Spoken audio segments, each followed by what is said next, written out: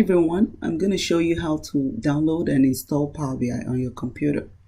Go to your browser and type Power BI download like this, and then you scroll down and then you click on go to downloads, and it's going to bring you to this page.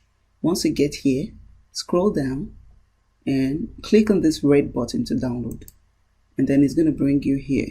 Once you get here, click on the first one, the Power BI desktop setup, and pick the 348.9 megabyte. Click on that and click on next, and then you can see it has started downloading on your computer. Give it time to download, and it's going to take a while. Just give it some time to download. As you can see right now, it's downloading, so click on open file and just wait for it to open.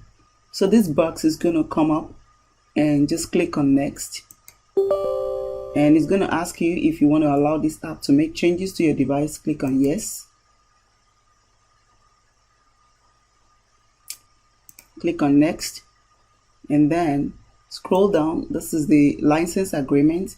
You're going to click on that to agree and click on next, and then this is the file right here. You're going to click on next also, and then it's ready to install on your computer. Click on install and give it time to install.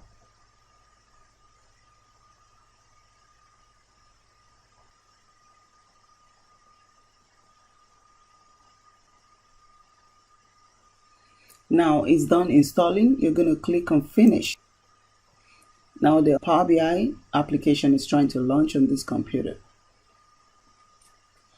And yes, installed on this computer, and we are ready to get started.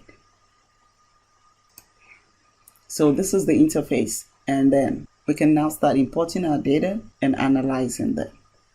So that's how to install Power BI on your local computer.